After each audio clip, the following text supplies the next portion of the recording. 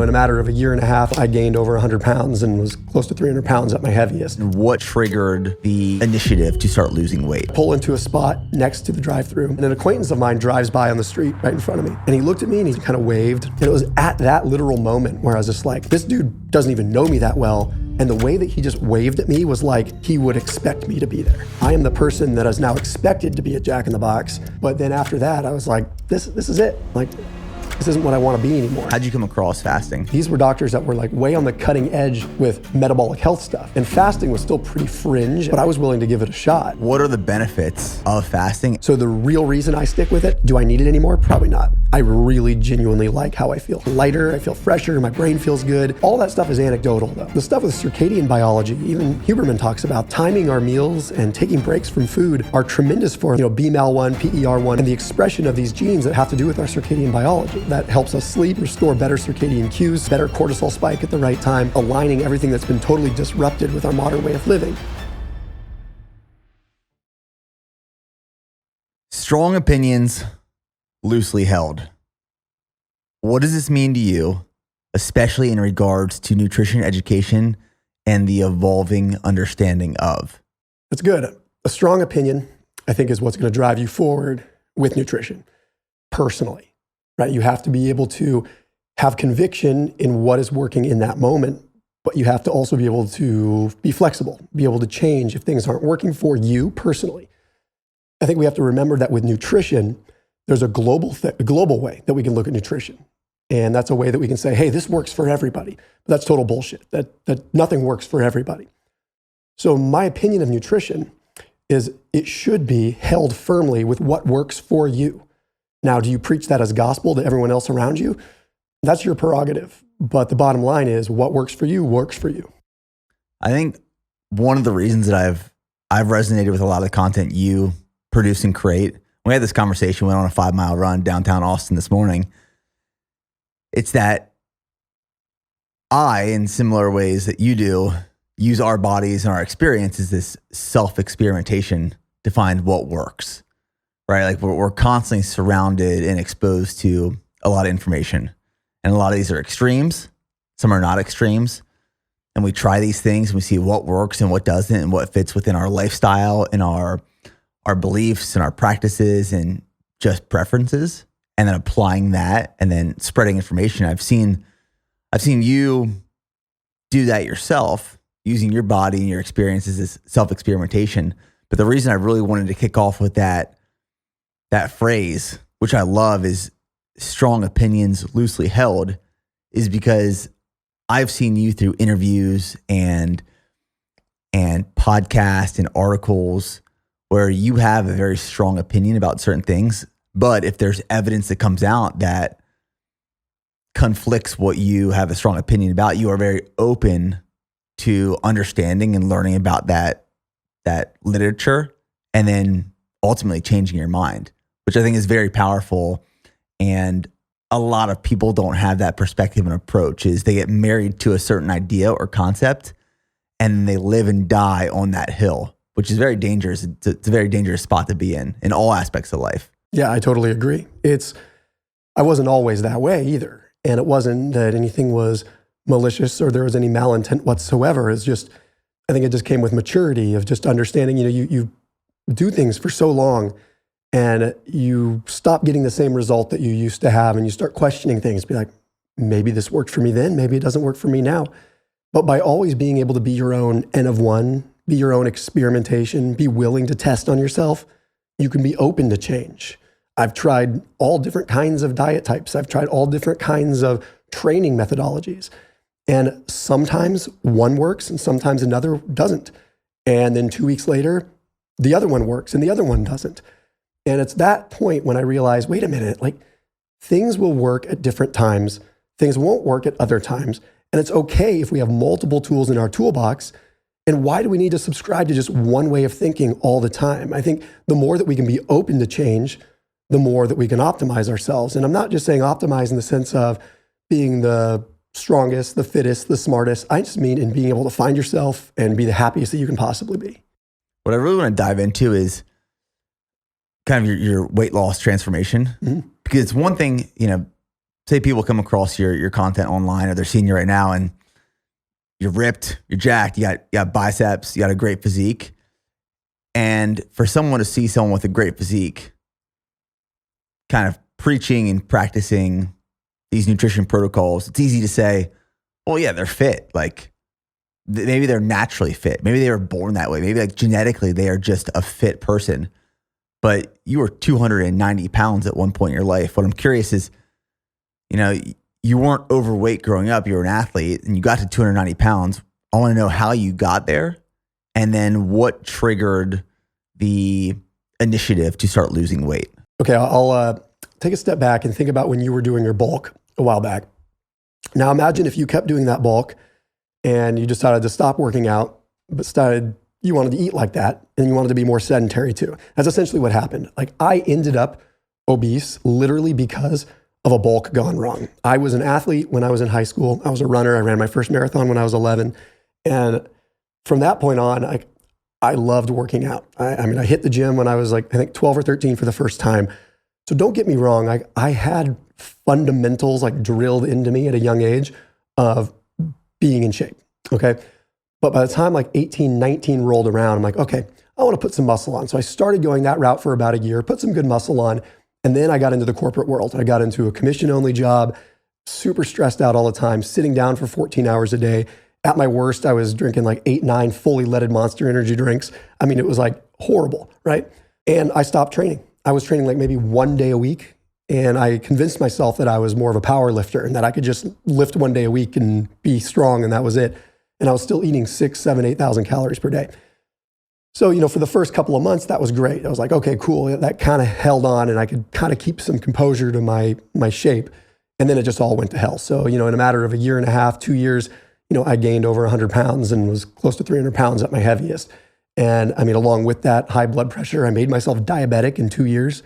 I mean, it just goes to show that even someone that's athletic, if you completely go the other direction, and I think the biggest culprit was being very sedentary, a lot can happen. So for me, the big turning point, and I've talked about this before, it's kind of interesting. There wasn't any crazy call to action. Like no one came to me and said, Thomas, you're going to die. My doctors didn't say, oh, your blood pressure's too high or, nothing like that. Okay. Like I was perfectly content. I was making good money. I was focused on money. That was really it. It was the quintessential, like priorities were in the wrong place kind of thing. So early 20s, that's all I cared about. It's like, oh, I got to get rich. I got to make money. Were you married at this time? Yeah. So my wife's been with me since high school. So skinny, fat, where I am now, like that was part of the issue is the fact that like my wife loved me so unconditionally that I kind of wish that she had just been like, dude, you're sloppy. Like, stop it. She didn't breathe those kind of words. And now in retrospect, I look back and she did like plant little seeds here and there. She did try to kind of let me know, hey, this maybe isn't the best route. I don't think you should be doing this. But anyway, I was sitting at a Jack in the Box. I went through a Jack in the Box drive-through because every Thursday I would have meetings on the other side of town. Okay, so I would go on the other side of town, have my meetings, and because I'm like, okay, no one's going to know me over here. So I'd go to Jack in the Box and pretend like people didn't realize that a 300-pound person like myself was eating Jack in the Box. So I would consider it like sneaking around, kind of going through this drive-through, getting my Jack in the Box tacos, which I loved, those little translucent grease-filled pockets, right? So I go through the drive-through, I pull into a spot next to the drive-through, and I'm just eating my tacos like I usually do in my car. And an acquaintance of mine drives by on the street right in front of me. And he's not even a close friend. He's just an acquaintance, someone that I know, but didn't know really, really well. And he looked at me and he just sort of acknowledged my existence and kind of waved nonchalantly. And it was at that literal moment where I was just like, holy shit, I'm not hiding from anybody. Like this dude doesn't even know me that well. And the way that he just waved at me was like, he would expect me to be there. Like it wasn't like, oh my God, Thomas is eating a taco. Like it was at that point where I realized like, I'm a different person now. I am the person that is now expected to be at Jack in the Box. And that wasn't any anomaly in that guy's life to see Thomas DeLauer sitting at Jack in the Box. And I finished my tacos, but then after that, I was like, this is it. Like, this isn't what I want to be anymore. And it was literally driven by shame. I mean, that's how kind of funny it is in a weird kind of way, but it was driven by shame. I was so shameful of the fact that this guy saw me and that I knew him. Had it been a close friend, it would have been totally different. But the fact that he was somewhat removed made all the difference in the world. And I've thought about it a lot, as you can tell. Did you still view yourself at that point in your life as this like this fit athlete, even though you were near 300 pounds? The level of like pathological lying to myself was ridiculous. Yes. Yes, I would consider that I had body dysmorphia. I would tell myself it was body dysmorphia. I would tell myself, "Oh, Thomas, you're not fat. You're still in shape. You're just mess." Because I grew up in a really interesting way where I had a lot of pressures on me from my mother and from just to look a certain way. And so all these pressures, like it made me think, oh, this is maybe I just have a disordered way of looking at myself. But it really was bad. And especially it didn't take me until I started to have a change to where I actually realized that something was wrong. I mean, body dysmorphia it's a real thing, man. Especially like me coming right off of this bodybuilding prep that I just finished 4 days ago. Mm-hmm. You know, the deeper I got into prep, I was getting leaner. I thought I was getting fatter. You know, I thought I was gaining more weight, even though the scale and the DEXA and everything told me otherwise. And then post show, like day 1, day 2, day 3, even this morning, it's like you start seeing yourself gaining fat post show, being as lean as possible, and your mind plays tricks on you. So I can see it on the other side of the equation as you start telling yourself, "Oh, I'm just an athlete. I'm just bulking. I'm just bulking. I'm just bulking." Well, in reality, you're actually getting unhealthier and less fit, and it becomes like this dangerous, slippery slope at some point until you have this awakening of, holy shit, like I'm actually doing some pretty steep damage to myself right now, physically, mentally, emotionally. And I still struggle with that today, right? I mean, part of my brand is being very lean all the time. And not that I would really see myself much different than how I am now, but the pressure's there. It's like, okay, hold water for a day. I mean, yeah, you start almost freaking out and you have this distorted image of yourself. It's like you put on 1% body fat and you think you put on 10. You know, everything is exacerbated immensely when you have this mindset. Do you find that having a personal brand that is so centered around nutrition and weight loss, specifically like fasting space, you have this immense amount of pressure to hold and maintain a certain physique. And if you don't, you lose credibility in the eyes of the viewers? Oh, absolutely. Absolutely. Yeah. I mean, every single minute of every day that's on your mind, you know, and it's the mental piece obviously is there too. I mean, I'm known as being very articulate, being able to articulate complex biochemistry. And so, you know, a level of performance anxiety too. Like, am I going to be able to articulate what I need to articulate properly? If I stutter over a word, you know, are people going to think that like I'm not as smart? You know, it's the pressures are pretty real, and you don't want to go out there playing the victim. You don't want to be out there saying like, "Hey, this is hard," because no one's going to take you seriously. Like, no one's like, "Oh, you have money, you have fame, you have this." It doesn't matter, but the pressure's real, and I mean, and you face it too. It's a very real thing. What do you do to combat or mitigate some of those stressors and pressures? You know, I'm sure there's things that are happening subconsciously, coping mechanisms, right? You don't always think about them. But, you know, for me, it's always refinding and rediscovering the passion for what it is I'm talking about. And for me, the performance and the competition is always with myself and no one else. You know, people make it about other people. That's how social media is. But for me, it's never about the other people. I'm very competitive with myself, and I'm okay with being competitive with myself. But when it comes down to being able to find that intensity and that passion and that drive that really keeps me going forward, it's talking about things I want to talk about. And for a lot of time, I went there talking about things that other people wanted to hear, or what trends were, or what social media wanted to hear. And then when I stopped worrying about views and I stopped worrying about engagement and getting validation that way, and I started worrying about talking about what I want to talk about, everything else fell into place. And then if someone has something negative to say about it, or something negative to say about my appearance or how I deliver, it doesn't really matter, because at the end of the day, at least I delivered and I learned something new and I'm excited about it. And that way I can at least lay my head down at night knowing that I did what feels good to my soul. Yeah, I mean, you can't fake passion. Yeah. And like passion is very easily identifiable. One of the things I've been saying this past year is like you have to show up as your true, authentic self. And you can tell instantly when someone stops showing up as their true, authentic self because they don't have the passion behind what they're creating and what they're doing. And it just becomes this kind of this routine and rhythm you're in. And you're just there. You're just there doing, but you're not actively trying to progress and do better. And I've fallen into the same problematic issues of creating based off of what other people want to see or what's going to perform and how it can help me and the business grow. And whenever I create or do something that I'm truly passionate about and want to do and love to do, it's so obvious the difference in like the outcome, but also the performance of what I'm working on. It always outperforms when I'm truly passionate about what I'm working on. Yeah, no, it makes a huge difference. And I feel like that's what's honestly lacking in social media a lot is everything is gamified so much. People can look at their analytics and they let their analytics dictate their consciousness. They let their analytics dictate their passions. They let their analytics dictate where they want to go with their personal brand. That is complete lunacy to me. That makes zero sense. Why would you let, whatever algorithm tailor who you are as a person?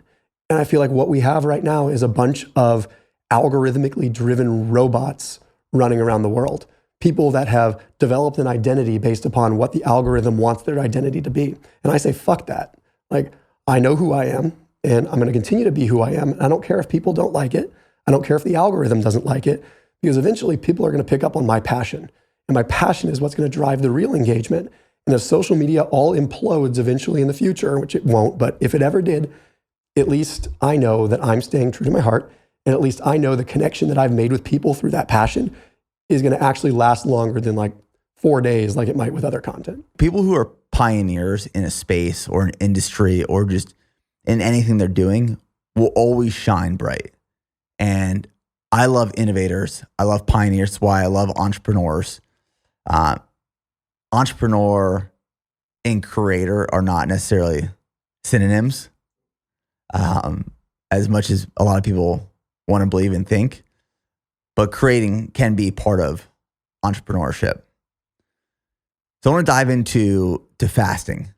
I believe fasting is how you first started losing weight. Is that correct? Yeah, it was actually fasting before keto. People always think that I started keto. No, fasting came first. Keto was I just kind of fell into it because it worked well with fasting. How'd you come across fasting? Fortunately, so I was in the private equity space in a very niched world of healthcare. So we were kind of in what's called ancillary lab services. So we were providing ancillary, basically somewhat outpatient, like laboratory services that physicians could bring into their practices, MDDC campaigns and whatnot. So the bottom line is that I had a pretty good network of what are called fee-for-service physicians. Nowadays, it's kind of known as concierge medicine, doctors that are working outside of the typical insurance reimbursement continuum. They're working on a cash basis.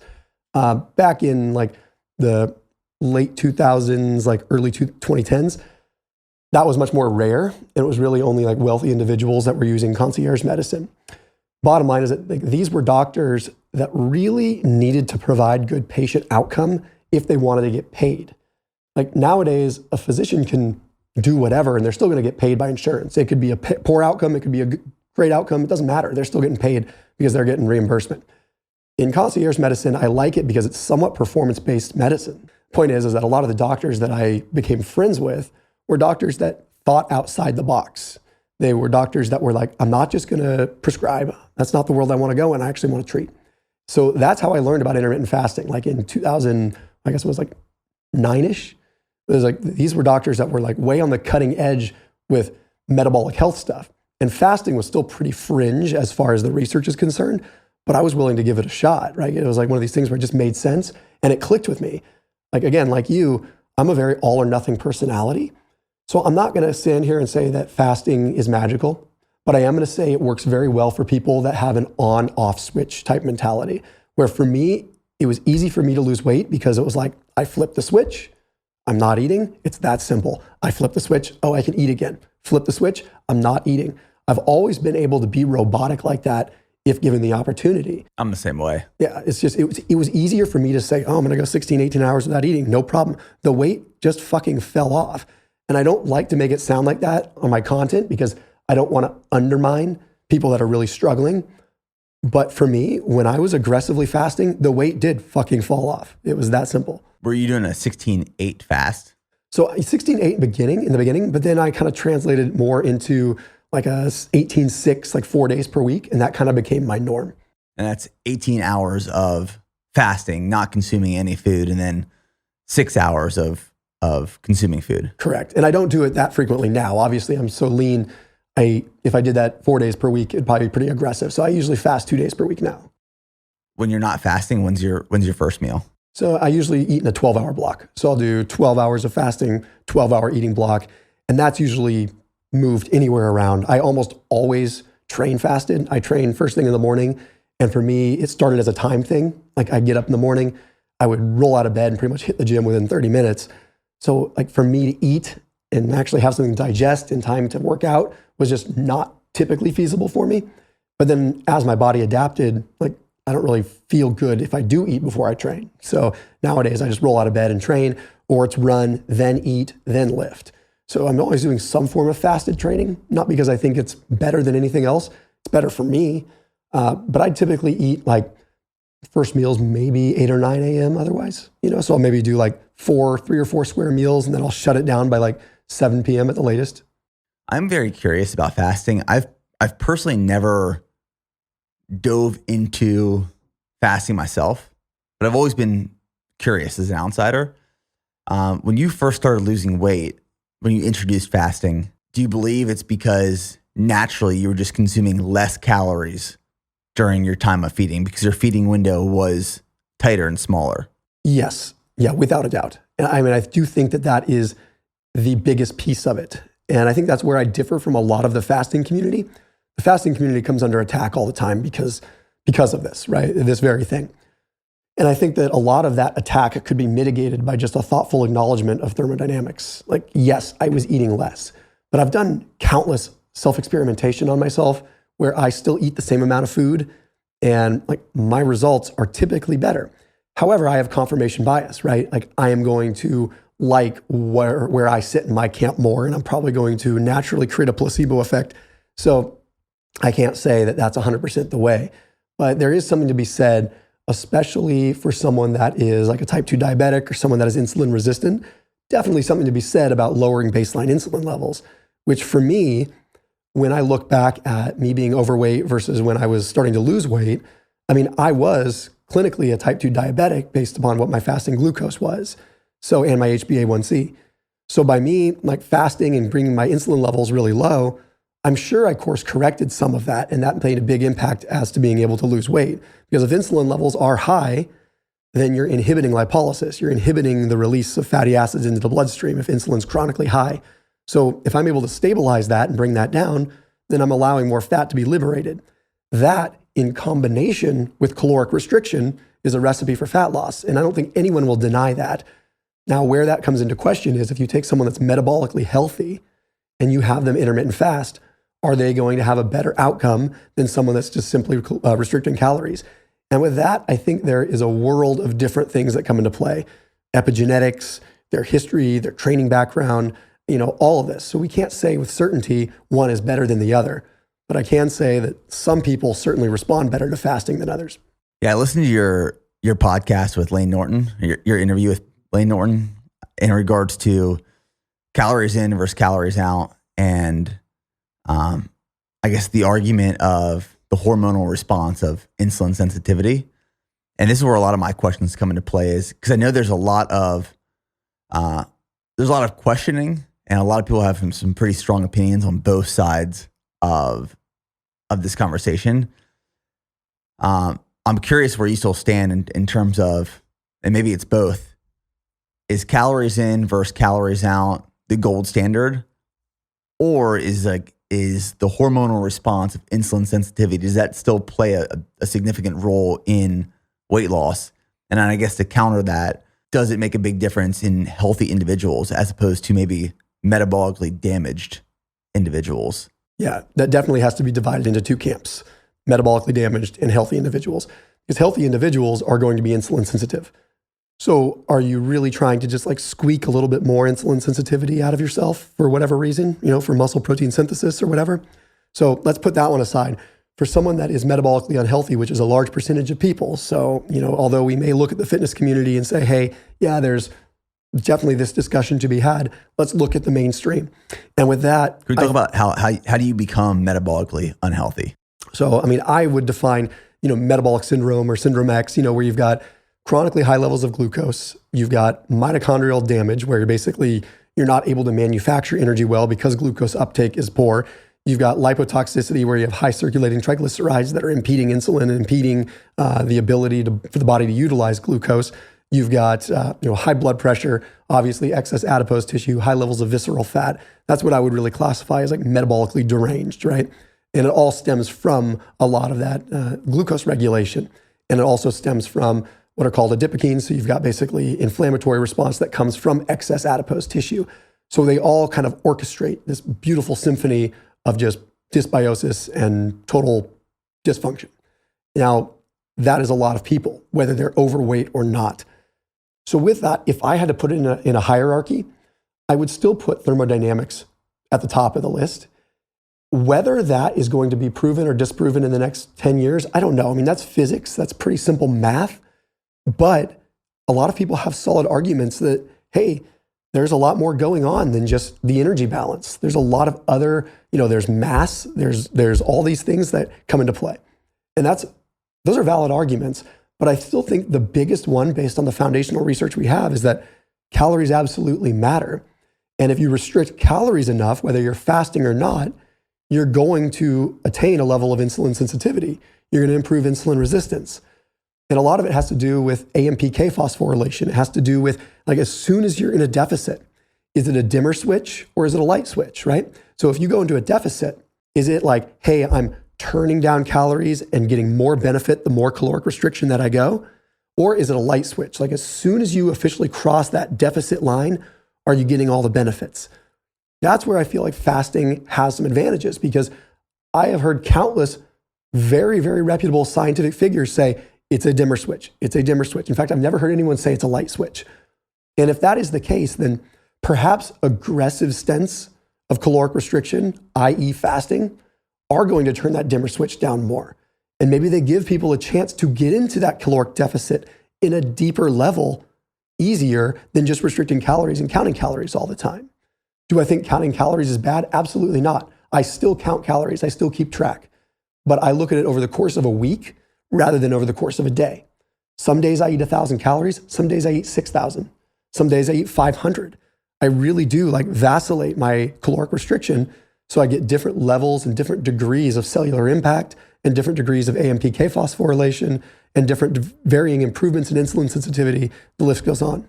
That's interesting. I've actually never heard of someone utilizing that approach throughout a week. Mm-hmm. I'm very curious. How do you determine on what days you're consuming, say, 500 to 1,000 calories, and what days you're consuming 6,000 calories? Is it the capacity of training that you're doing, or is it just based off of hunger? So yeah, most of it's intuitive. I really don't respond to exercise or I don't answer exercise with food. Always. I do think there needs to be a compensatory response there, but does it need to happen the same day? That's where I have serious question. I don't know if it needs to happen that same day. Does the body know that it's been one day outside of our circadian cues? Like, we don't reset at 0 at midnight every night. Like, it's not like we just it's a new day, start the clock over at 0 with our calories. If I go out and I run 10 miles and then I lift for 2 hours and I'm like, shoot, my caloric demand is probably 6,000 or 7,000 calories today, that doesn't mean that I'm going to eat 6,000 or 7,000 calories that day. I might do it the next day. I might do it the following day. I mean, I know from my own research and I know from a lot of bodies of research that protein synthesis stays elevated for 48 hours. So I can recover from that workout within a 48-hour time frame as far as protein is concerned. And protein is my biggest concern anyway. So calories, I'm like, shoot, maybe I'll actually reap the benefits of being in a severe deficit today. I'm going to go out and run 10 miles. And you know what? I'm going to eat like a bird. And I'm going to get this huge extra benefit. And I'm going to stress my body by doing this. Because when you talk about going one more, right? I look at caloric deficits and being able to stress your body the right way under control as going one more. So for me, as long as I'm not burning up muscle and I'm keeping a good thoughtful watch on that, I don't mind training my ass off in a serious deficit just to get that actual stressor in my body. And yeah, so I mean, it might be 2 days later, it might be the next day, it might be the same day, but I typically try to just constantly keep it undulating. To paint a picture of what one of my days looks like right now and why I haven't introduced fasting historically is I wake up at 5 a.m. I'm running by 6 a.m. Maybe I'll run for an hour. I'll run until 7 a.m. When I get back, I normally eat my breakfast regardless if I'm hungry or not. A lot of the times I eat a lot of my meals regardless if I'm hungry or not. I eat most of my meals actually when I'm not hungry just because I eat based off of time right now. So I eat right away. If I were to do, say, a 16-8 fast, I probably wouldn't eat until 11 a.m. And then we do family dinner around 6 or 7 p.m. So I'd have my last meal then. My greatest concern with that has always been I'm running at 6 a.m. and I'm going 4 or 5 hours till my first meal. And that was going to affect recovery and performance. But I guess what you're saying is it won't necessarily do that. Like I don't have to worry about consuming a meal immediately after running or lifting. Is that what you're saying? Yes, but I think that there's some serious nuance there. And if I can get kind of woo-woo witch doctor weirdo for a second, I do kind of think that someone's frame of mind plays a big role in that too. Because I mean, we know placebo effect is a very real thing. So if someone goes into it thinking that it's not going to work, like perhaps they actually kind of manifest this poor recovery from it. And having faith in the system and stuff like that sometimes is good too. I know that sounds totally crazy because that's like, there's no scientific rigor behind that whatsoever. But I do think that like sometimes a belief system in something actually warrants quite a bit. I agree with that. Like if we had no science, no social media whatsoever, and someone that was thought to be the most trusted person in the world told you, if you eat 3 dog turds a day, you're going to be super jacked. You might eat those dog turds and magically get jacked. And you're going to think it's the dog turds, but you probably just willed those dog turds into making you jacked, right? Yeah. It's kind of crazy how that stuff works. That being said, there is absolutely like a line, right? If your metabolic demand is so high, like you need food. Like there's no denying that. And that's what I've learned as I've gotten leaner and as I've increased the demand on my body. Like when I'm filming, if I'm filming for like 6-7 hours and I'm running and I'm lifting all in the same day, like that is such a huge demand. If I fast during that day, I will have tremendous energy that day because yes, I'm preserving energy for my brain and I usually feel really good. But 2 days later, I am wrecked. Like I feel that, right? So you have to know your body and there's a level of adaptation and that happens legitimately cellularly, okay? Like you can adapt to fasting where your body is better and more efficient at utilizing fats. That doesn't mean you're magically going to burn fat. What that means is that you're going to preserve muscle, you're going to preserve the carbohydrates, so you're going to start utilizing the fats for your more like regular baseline level of energy so that you're not tapping into your resources for higher energy intensity, higher intensity stuff. So basically, like as you fast more and more and more, you kind of increase that baseline at which your body can utilize fats just by upregulating like CPT1 and some of these other like fatty acid transfer systems, right? So with that, I can fast for quite a long time and recover just fine. If you've never fasted before and you did 2 16-hour fasts in a row, you might very well feel fatigued. Like you would have to start yourself small. What are the benefits of fasting outside of assisting weight loss? I think number one is I like how I feel. And I think that's the most important thing. Like if you don't like how you feel when you're fasting, you shouldn't be fasting. You're not a candidate for it. So the real reason I stick with it, do I need it anymore? Probably not. I really genuinely like how I feel. Like I feel lighter, I feel fresher, my brain feels good. I feel like I'm kind of in this mild state of fight or flight where I can just react in a good way. I feel like I'm more grounded as a person. So all that stuff is anecdotal though. Now when you start looking at like Sachin Panda and like the stuff that he's doing in his lab, like the stuff with circadian biology, even Huberman talks about this, like this is real stuff. Like the circadian biology stuff, timing our meals and taking breaks from food are tremendous for like, BMAL1, PER1, all these like, and the expression of these genes that have to do with our circadian biology. So that helps us sleep, helps us restore better circadian cues so that we can wake up at the right time, have better cortisol spike at the right time, basically aligning everything that's been totally disrupted with our modern way of living. So that stuff is pretty backed up in solid data. Now, even if you start looking at the early stage human trials that we're seeing, it's still pretty darn fascinating.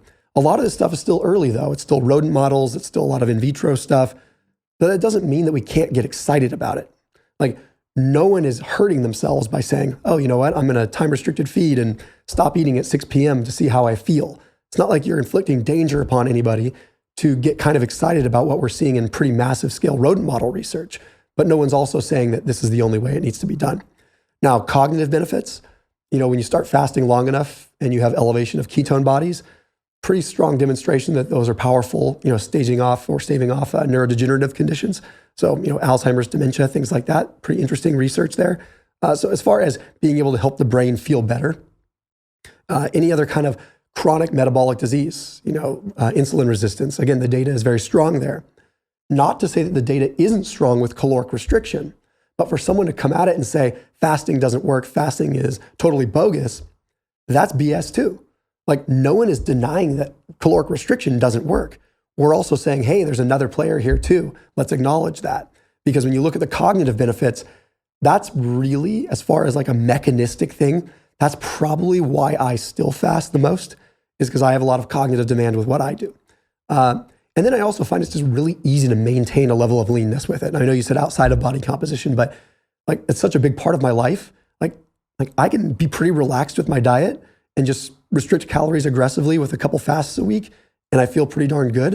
And it allows me to have quite a surplus on the other days that I actually feel like I stimulate recovery really well. On these days where you do fast, like what does a day look like for you in terms of waking up, eating, what you're consuming, when?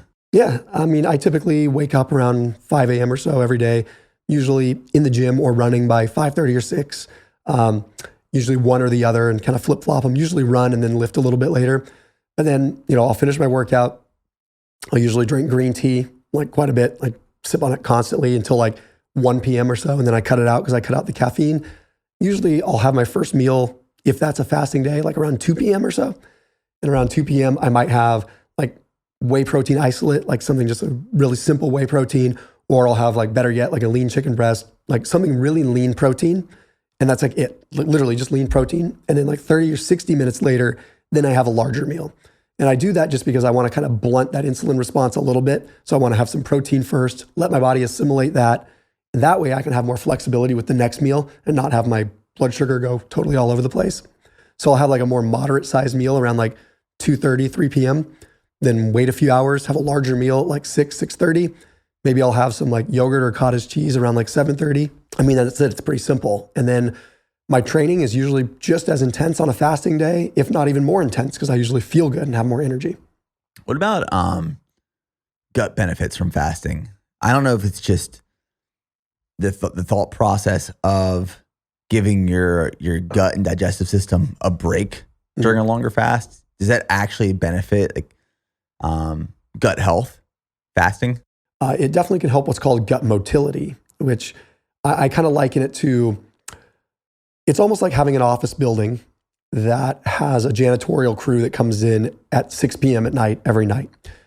If employees are still in the building at 6 p.m. making a mess, that janitorial crew can't really do its job very well, right? But if everyone leaves, then the janitorial crew can actually do its job.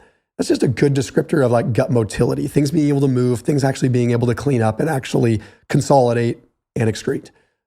Does fasting improve that? At a small scale, probably. At a larger scale, I don't know if it's anything extreme, but it's one of those things where it's kind of like death by 1,000 cuts, or I guess the opposite of death. I mean, it's great by 1,000 cuts, right? You have all these little things that stack up. And then as far as the microbiome is concerned, I do think that just having breaks from food in general is good, whether it's a 3-hour break, a 5-hour break, a 12-hour break, or a 20-hour break. I think we are constantly consuming, and I don't think that's necessarily good for the gut, because we also have to imagine that we have sort of this equilibrium that needs to be found, this homeostasis in our gut. Good bacteria, bad bacteria, all various species that are competing and trying to survive. And they're selfish, right? They don't give two shits about what's happening in our body. Like they care about their life, right? So if we're constantly feeding them and we're constantly nurturing certain species, we're never giving a chance for like the natural process to occur there, the natural fight that needs to occur to allow for that proper homeostasis. The gut is extremely complex, so I don't want to pretend that I really know what I'm talking about there. But as far as a gut benefit is concerned with that, I think any break from food longer than like 3 hours is beneficial for the gut. I look back to when I was bulking earlier this year, and I mean, I was consuming 4,200 calories every day for 7 months. Towards the end of it, I mean, I cut the bulk short early just because I felt like crap. I was eating every 2.5 hours. I was overfeeding. Was never hungry for a meal. I'm assuming you never bulk in that sense, but I'm also curious if you were to approach gaining weight, gaining muscle, knowing what you know now, what would your approach be? Would it be just a 12-hour feed of just trying to get as many calories in as possible? Would it be like one large meal with larger fasting periods in between? In your opinion, what's the most beneficial way to quote unquote bulk or gain weight, gain size, gain muscle? That's a good question. So this is where I do think that intermittent fasting for me allows myself to go upon a bulk rather strategically.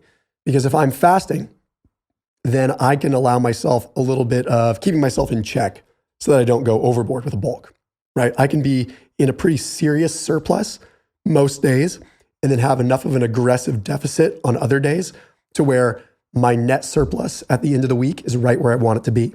So that same keeping track of calories over the course of a week applies, except rather than at the end of the week being in a specific deficit of, say, 1,000 calories over the course of a week, maybe I want to be in a 500 or 1,000 calorie surplus at the end of the week. So the same principles apply. I'm still just keeping track of calories, and I'm using my fasting days as days to maintain insulin sensitivity, which arguably goes down as someone is bulking because you're probably gaining fat, you're gaining size, there's probably higher levels of inflammation. So all these changes occur that arguably diminish your insulin sensitivity a little bit, maybe not a ton. But if I continually fast now and then, maybe 2 days per week, maybe on like a Monday and a Thursday, that's kind of allowing my body to maintain that level of insulin sensitivity. It's also maintaining myself from going too far overboard and bulking too much. So I also find that for me, like having that level of insulin sensitivity and feeling like my body is just being nourished by what I'm eating does something psychosomatically too.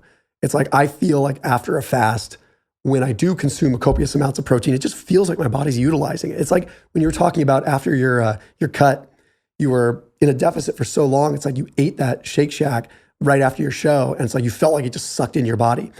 And it probably was. And I feel that way with fasting, and I don't have any way to describe it with biochemistry other than the fact that my body's hungry and it's sucking it up and it's utilizing it more so than it ordinarily would.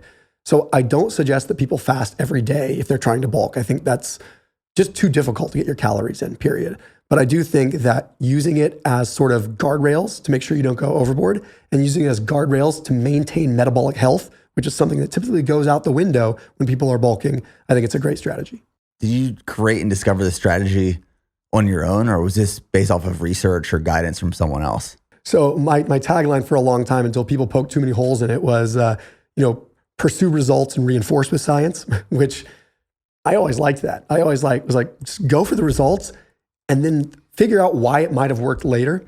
But then I realized that people like poked holes in that because they're like, well, it sounds like you're just like cherry picking to whatever worked for you. I'm like, in a way that kind of is, but it did work for me. So maybe I'm just trying to understand why it worked. So the short answer is it's something that I tested out and tried myself that worked really well for me.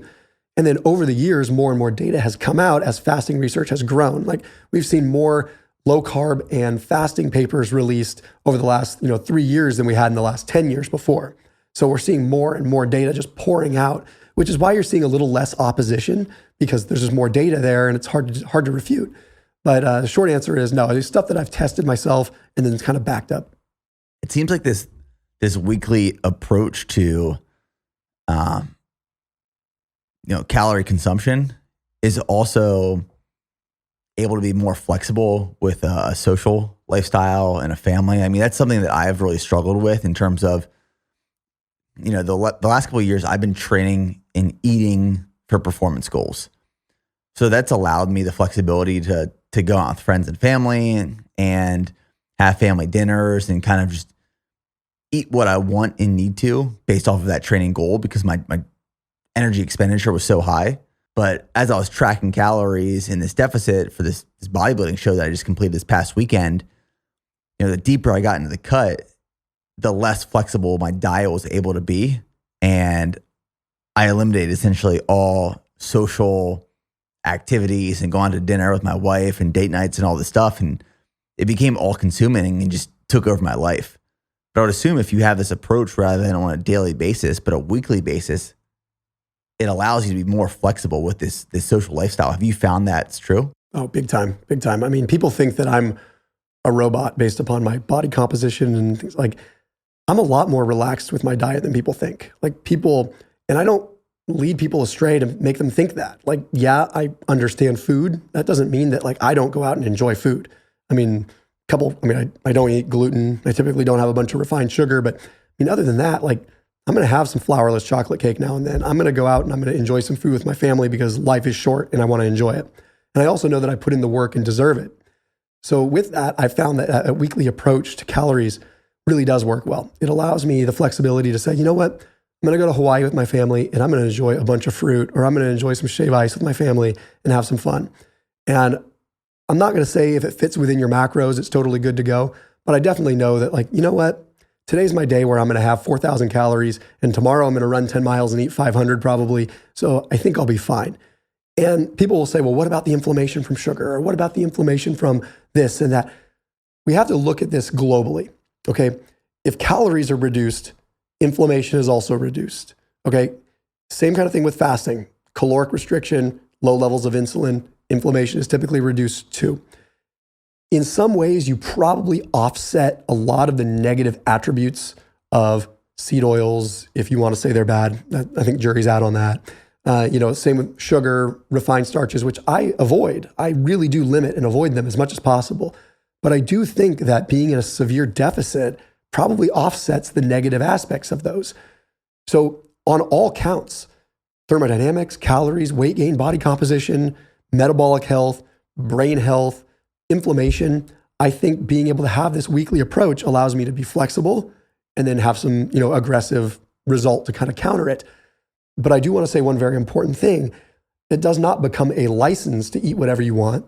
And it does not give you a license to have like this binge and purge type mentality. Because that is where I see people having problems with fasting, is they start to get into this pattern where, well, as long as I fast, it's fine.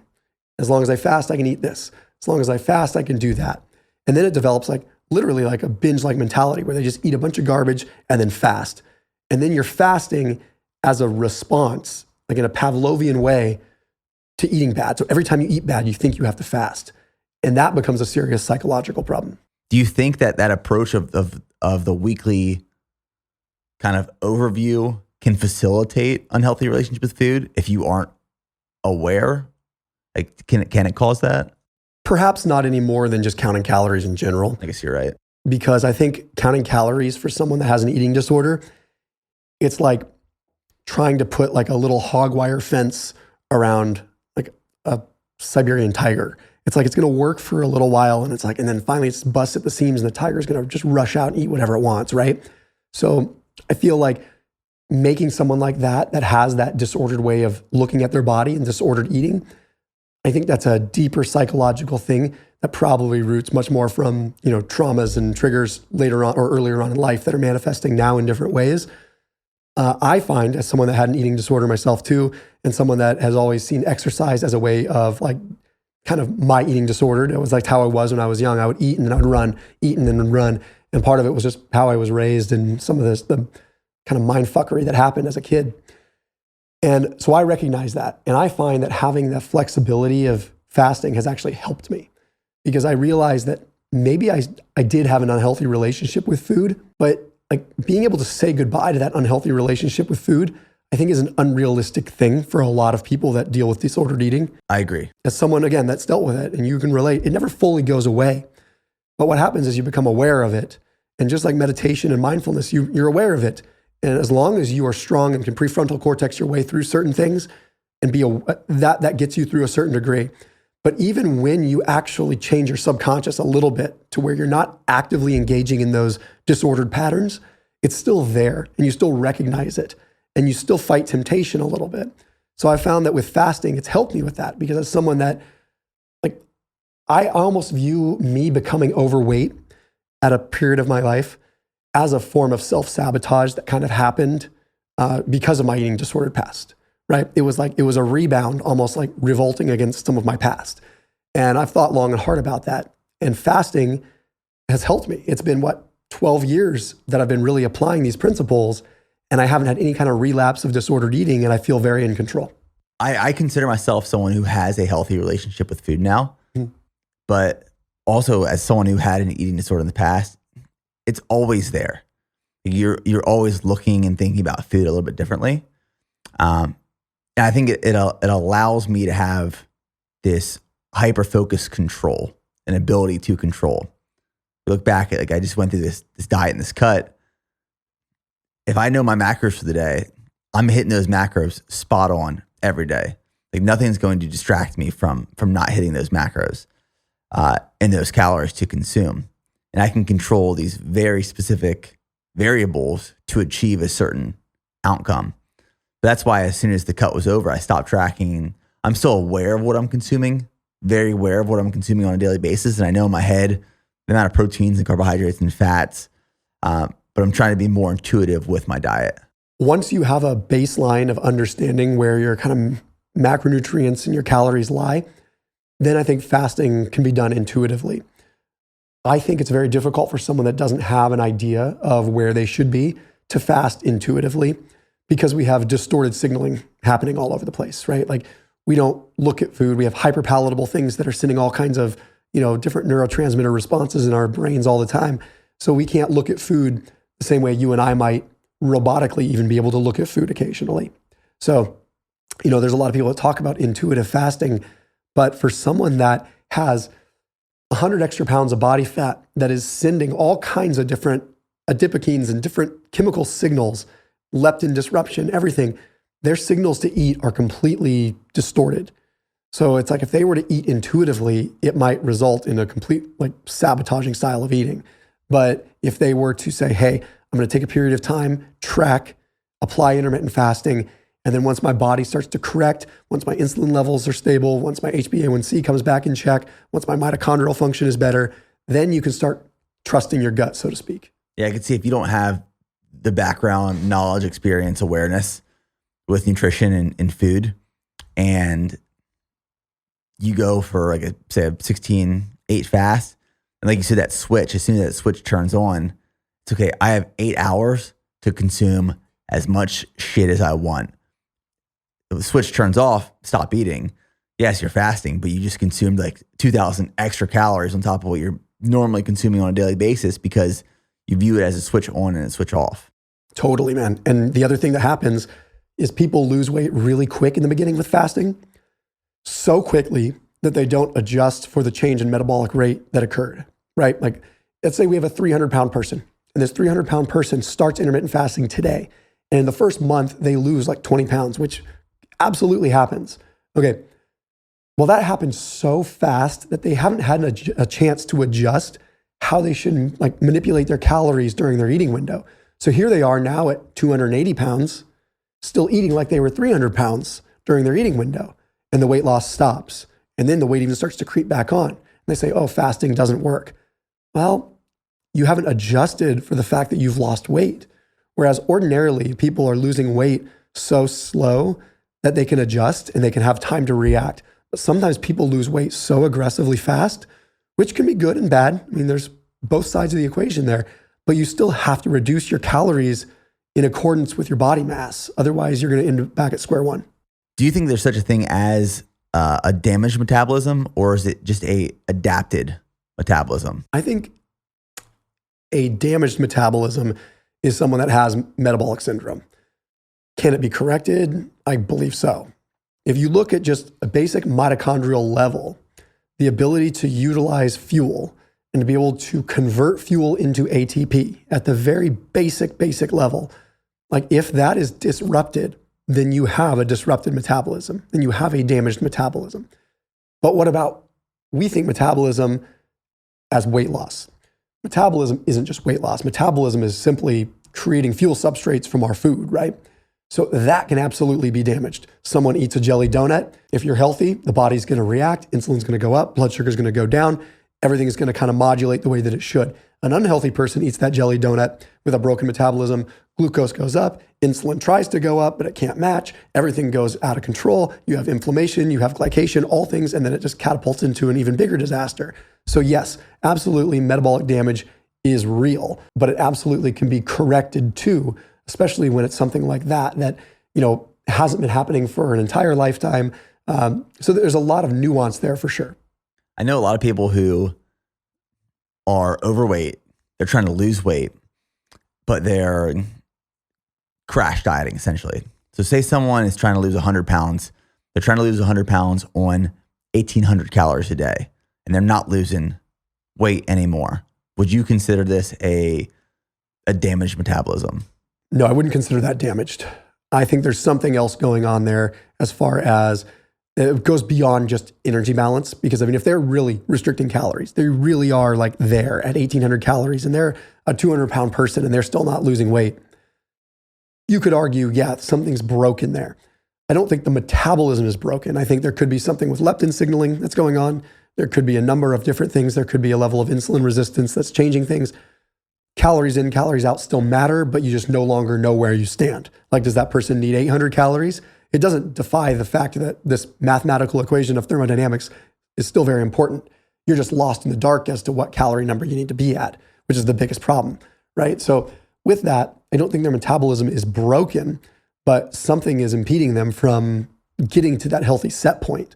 Their body is trying to hold on to whatever's going on. So is it hormonal? I think hormones are usually a canary in the coal mine. I think that testosterone, estrogen, all these things that end up cattywampus, I don't think those are the causes of issues.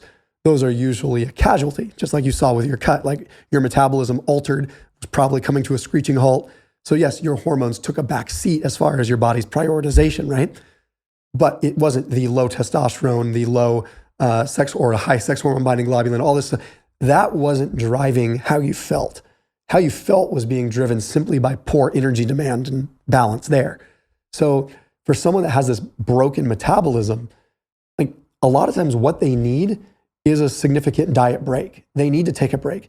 They need to take some time eating at maintenance calories, not back at where they were before, not at a surplus. They don't need to cheat.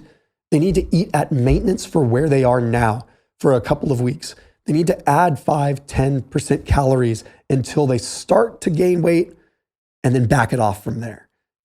So I always kind of follow, like, for me personally, and I tell people a lot, like, if you gain 2 or 3 pounds as you're increasing calories, then start reeling it back, right? For me, it's like I'm lean, so I watch closely like a pound, right? If I start gaining a pound of fat, that's a 3,500 calorie surplus on my body. That's my cue to say, okay, cool. I'm probably at maintenance right now. Here's where I can stay, and then I'll reel it back from here. So people need to be comfortable finding that. It's easy when you're lean because you can look in the mirror and kind of see it. But if you're already overweight, that's difficult. And how do you know what's water, what's inflammation? You don't know, but at the same time, you kind of do know. Like if you're increasing calories, if you're overweight and you add 1,000 calories per day and you don't gain weight, that's a very good sign. That means, okay, let's keep this pace going for a little bit until you do start to gain weight and then reel it back again. I kind of want to shift the conversation a little bit to more so hybrid athlete training, because this morning we went for a 5-mile run downtown Austin. We're going to be strength training later. You run and lift similar to the way that I do. And when I launched my training series on YouTube earlier this year called the Hybrid Build, the whole concept behind it was I wanted to show people that I could keep running about 20 to 30 miles a week and put on weight through a caloric surplus, build strength, put on size through resistance training. And we hopped on a call and we discussed this briefly about how endurance training and running specifically can actually aid in building and support building muscle. Can you talk about that a little bit? Yeah, I think that's one of the biggest sort of myths that's out there on social media right now. It's like there's this attack on cardio. It's crazy. Personally, I think it's an adaptation. I think it's that simple. I think if you and I are accustomed to training and running and we have this higher metabolic rate, our body has kicked in preservation mechanisms to adjust to that. So our bodies are accustomed to us going out for a run, and they know that they don't need to start breaking down tissue when we start doing that. Our bodies say, oh, this is what Nick does. This is what Thomas does. No big deal. Like nothing to see here, right? It's all normal. So then that's baseline. So then when we do lift, we're not borrowing from tomorrow for today, right? We have the energy reserves to do that. So if you take someone that's never run before and you have them run and lift, there might be a gray area period of time while they maybe kind of find themselves and maybe have a little bit of catabolism. But by and large, in the long run, they're going to build more muscle probably because you're having all these compensatory mechanisms that help you. You're having, the ability to have that elevated baseline. So you go for a walk, your body doesn't start immediately tapping into muscle. It's like it's used to it. It's able to handle it. You also have more capillary density, right? You have more tissue perfusion. You have more blood being able to get into the tissue. That's nutrient delivery. That's like arguably an oxygenation, like the most important things for energy, right? We need oxygen to create ATP. We need it for oxidative phosphorylation. We need it. Like we also need nutrient delivery to build muscle and for protein synthesis. So I think people forget that when you do cardio, when you run, your body is forming new capillaries. It's finding a way to get blood to the tissue. That's exactly why when you're lifting, a pump is so important. You're getting blood into the tissue. And we forget that. And being able to do that with cardio is super, super important. And then you have more mitochondrial density. Okay, mitochondrial density is the number of mitochondria that you have in a given area, right? If you were to take a muscle cross-sectional area and you look at how many mitochondria are there, what does mitochondria do? Manufactures ATP. So if running creates more mitochondrial density, then you have more mitochondria to manufacture ATP in the right training circumstances, and you place that demand upon the muscle, you're going to have more ability to generate ATP. So you could potentially become stronger. With more strength comes more mass and better hypertrophy, all this. I don't know if you listened to the 6-part series of Huberman and Dr. Andy Galvin. Yeah, bits and pieces of it. Yeah. Super interesting, talking about the 9 physical fitness adaptations, being skill, technique, speed, power, force and strength, muscle hypertrophy, muscular endurance, anaerobic capacity, maximal aerobic capacity, and long duration training, which if you focus on these 9 physical fitness adaptations, you are ultimately building whole wellness and performance. And looking at this list, from my perspective at least, like that is what I consider hybrid athlete training. And like the hybrid athlete training model is nothing new. Even in this podcast, they're talking about like running and lifting was probably first introduced in the 1920s, and then it was considered or was demonized before Arnold started promoting this strength training model in, say, the 1970s. As you talked about the adaptations, I kept thinking back to when I first started running, like seriously running, is when I got out of the Army in 2017. 2018, I started training for my first marathon. That was like a training block. 2020 is when I really started taking running serious and increasing running mileage. And I look back at photos from 2020, and I did see a slight decrease in muscle mass and hypertrophy, where I feel like I did get a little smaller. But then from 2020 to 2023 now, it's been easier to put muscle and strength on top of running as I've increased running mileage. So I've seen my body adapt to that stimulus and that force, that volume over time. And it's just become my norm. Like my body knows now that Nick is going to go run X amount of miles each week. And that is baseline. And we're going to be used to that. And now we just build on top of that. I've witnessed that personally firsthand over these last, say 4 years, which is wild. As you were saying that, I was visualizing 2020 to 2023. I think that's the simplest way to put it for people is your body just adjusts to this new level. And anything that's going to be new and extreme is going to be scary, both to you mentally and to you physically. The same thing happens even with a low carb diet. People like first start a low carb diet and they lose a little bit of performance because there's an adaptation that's occurring. Okay, all these adaptations that occur at an epigenetic level, gene expression, like things change. Okay, and that can be weird for a period of time. You're in this metabolic gray area. We call it metabolic purgatory. It's like your body doesn't know which is which. But eventually the transition happens and all of a sudden things go smooth, right? So the same thing happens with people that are low carb. It's like then, 3 months, 6 months later, they found their baseline at low carb and they're not pulling from their training reserves anymore. Like things are good. And people also might find in the beginning stages, okay, if I increase my mileage, yes, you do not have infinite energy. Like if you increase your training mileage, it might pull from your performance in the gym for a period of time. But the body is a miraculous machine. And one thing that I can say as a common denominator across the board is that as long as protein needs are met, you will typically be just fine. And people forget that protein is needed after running too. It's a very important thing because people think, oh, running, it's cardio, whatever. It doesn't, no, that's huge, especially that eccentric, like, you're constantly hitting and pounding, huge muscle catabolism breakdown that happens there. Or I shouldn't say catabolism, but muscle protein breakdown is the more formal word. And as long as you get enough protein to have proper muscle protein stimulus and synthesis, you're going to be fine. Like that balance is important. So if you're running and you're lifting, you probably need to increase your protein more than if you were just running or just lifting. Do you think there's a point of diminishing returns with running in terms of time on feet or mileage? And can you counteract that point of diminishing return with diet?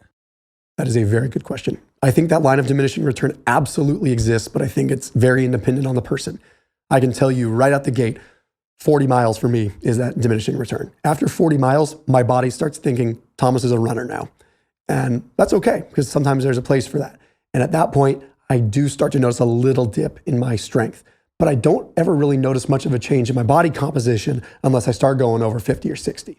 So 40, it's like the energy is focused much more on the run, and that pulls away from my strength training, which meshes with my head. Can it be counteracted with nutrition? I don't think so, unless there's just not enough hours in the day, right? Like at a certain point, you have to pull from something. Otherwise, everyone would be bench pressing 1,000 pounds and running 100 miles a week. I can get all the long duration aerobic capacity training with about 30 miles a week. And I feel really, really good. I can show up in the gym and train really hard, and I can manipulate and change my body composition with diet.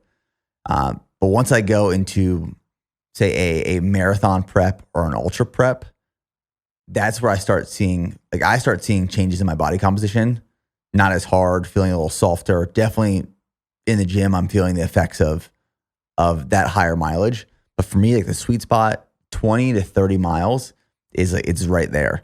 Above there, there's starting to be some diminishing returns. Yeah, it's the same with me too. It's funny because that's exactly what I notice. Like if I run too much, I shouldn't say too much, but just run more, definitely a softer look. Like body fat doesn't change, but it's almost like the muscle density just kind of starts to go away. And I think it's, for me, I'm a relatively low carb person anyway. I probably have, 80 to 100 grams of carbs per day, like even with a high training demand. So I don't know if it's glycogen depletion. I can't safely say that it's that. In fact, I don't think it is, because like I can increase training demand in the gym significantly, eat the same amount of carbs, arguably oxidize more carbs, and not be soft.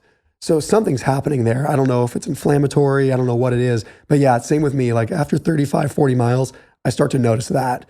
And I'm in the same boat. Like I think 20 to 30 miles is a great, great spot to be. I think it's very attainable for a lot of people. I think most people that train themselves, or at least runners, like recreational novice runners, can pull 20 miles a week. I think they can do 5 miles, 4 days a week or something like that without much problem.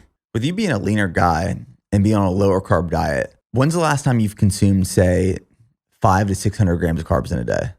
Oh gosh, dude, 7, 8 years maybe. It's been a long time. What do you believe that would do to your muscle glycogen after digesting and assimilating? I'd probably have to delete my entire channel.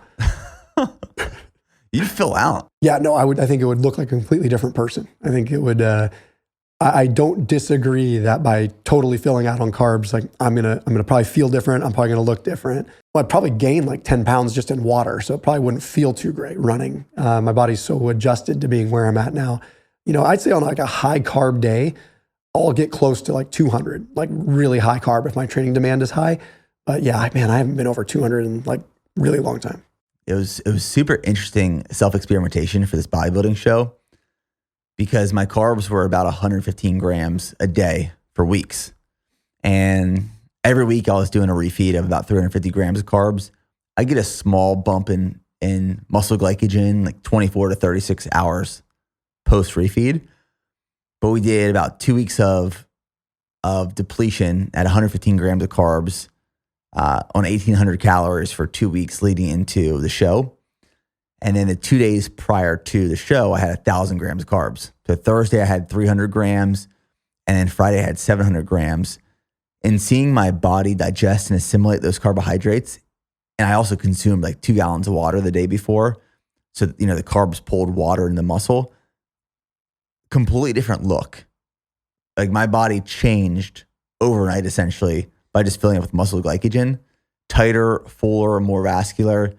Then the day after the show, I spilled over, with all that food plus a cheat meal post show.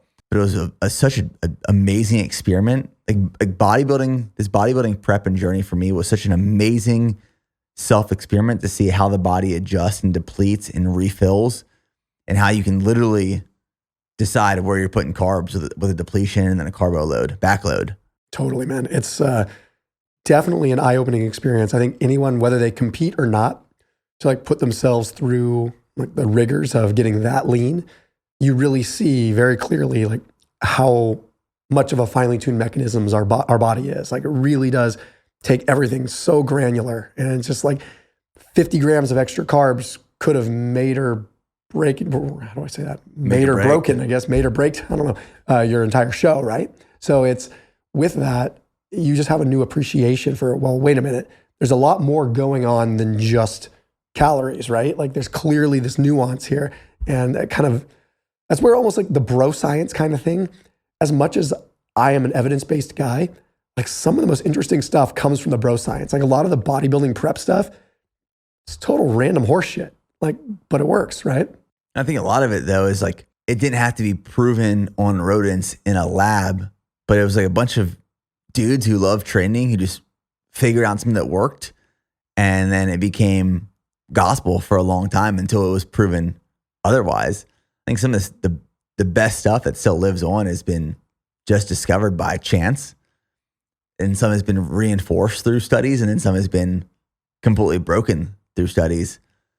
But the whole bodybuilding space, since I got into it, a little over 10 years ago, just the fitness bodybuilding space, it's been crazy to see it evolve and change and grow with the amount of research that's been kind of published and then shared and implemented. Dude, it's wild, right? Like even guys like Stan Efferding, like guy's a brick shit house. He's giant, and he still is just like, nah, man, you can eat 3 meals a day or 6 meals, or, it doesn't matter. Or you don't have to eat your, protein in this anabolic window. To hear a guy that's that big and is that like old school, right? In the bodybuilding world, like to hear him say that is so huge. Cause it's like back when I was wanting to be a bodybuilder, back when I was a teenager, it was like, man, if you weren't eating 6 or 7 meals per day, you were not going to check that box. I mean, that's why I started this conversation off with strong opinions, loosely held, because, in the next 5, 10, 15, 20 years, the things that we're talking about now might be reinforced and proven, but